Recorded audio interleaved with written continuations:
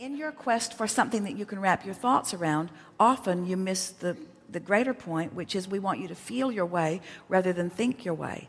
But that's a tricky situation, because you feel in response to thought. So the thought always comes first, and then the feeling, you know what your feelings are, don't you? The source within you has a thought and an opinion about everything that you are living in every moment. Now, if that doesn't tell you that source is right here with you, here and now, in your powerful now, nothing else will. Did you hear it? Source has a specific opinion about everything that you're focused upon in any given moment in time.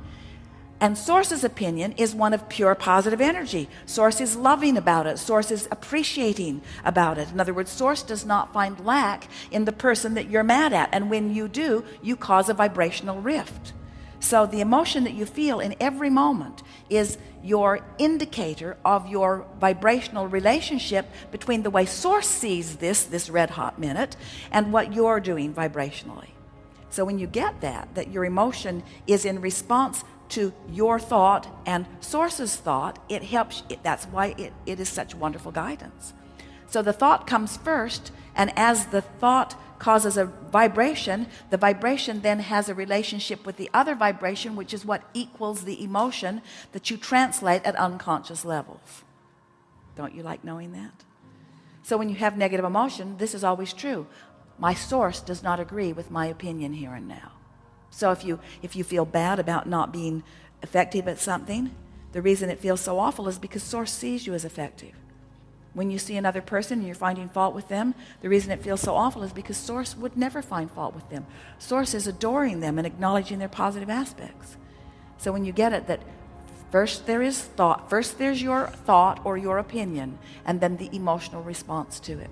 So now what we are wanting you to do is to begin to direct your thought, because the emotion that you're reaching for is the manifestation that matters.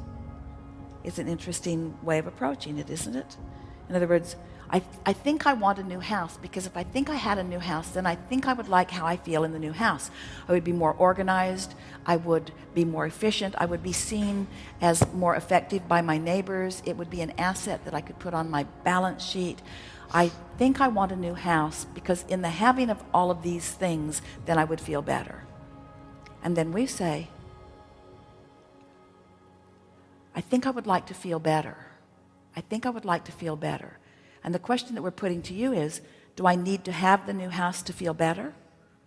Or can I feel better without assigning it some justification? And when you discover that you can feel better without assigning or performing or accomplishing some justification, then you come into alignment with all of the things that you've already put into your vortex. Can you hear the difference? In other words, as you've been sifting and sorting, you've been saying, I want that, I want that, I want that, I want that, I want that. Now as you do this emotional work, you put yourself in a vibrational place where you allow that and allow that and allow that and allow that. But where it goes squirrely is when you say, I'm doing it to get that, which I don't have. And then you're vibrationally out of whack again. It's starting to come round in your mind, isn't it? So when we are asking you to let the emotion be what you're reaching for, first of all, you're thinking about the emotion, you're thinking about how the emotion feels. You can never separate yourself from thought, but it's just a more general way. We have said in the past, it's like sneaking into the back door. Sneaking in the back door.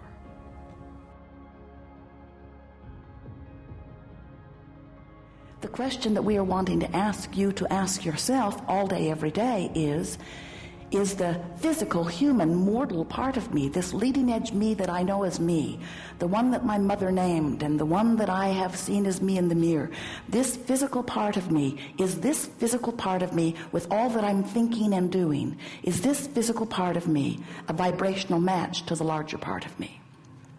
Because if it is a vibrational match to the larger part of you, then that means you are in this moment a vibrational match not only to the larger part of you, but to the vibrational escrow that is there where the larger part of you is.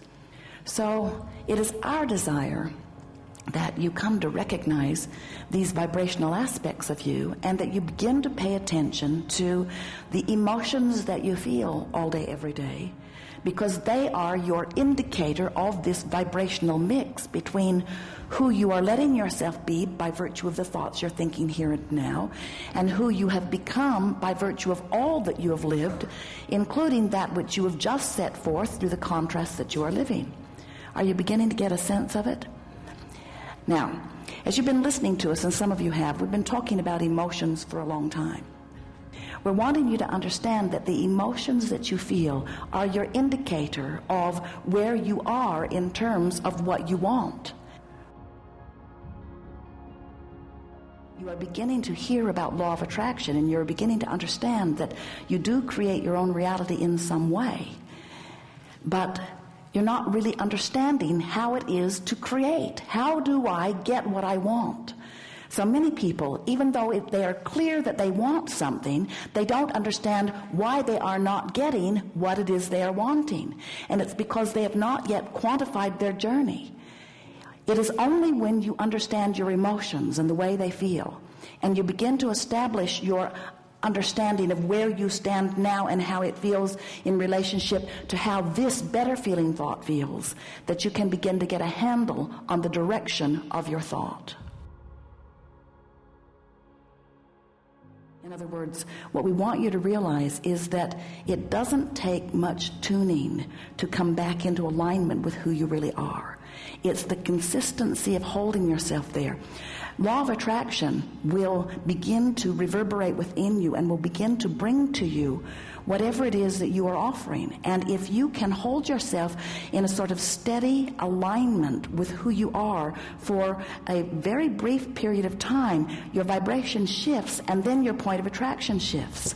So it doesn't take very much tuning yourself to a downstream vibration before the indicator that is coming to you in form of manifestation reflects back to you the improvement in that vibration. It's really a powerful thing to get hold of the understanding that if I shift the way I feel, I have therefore shifted my vibrational offering, and I have therefore shifted my point of attraction, and therefore the physical manifestation must shift too. That's why, to many people, an understanding of the power of their emotions is rather astonishing. It isn't astonishing once you get the hang of it. It only is at first, because you have had access to the power that creates worlds for a very long time, and you haven't known it. So you've been dabbling around doing your creating in a sort of action-oriented, many times upstream, mediocre way. And when you begin to tune yourself to the energy that really is who you are, then you begin to create as you've intended. Yes.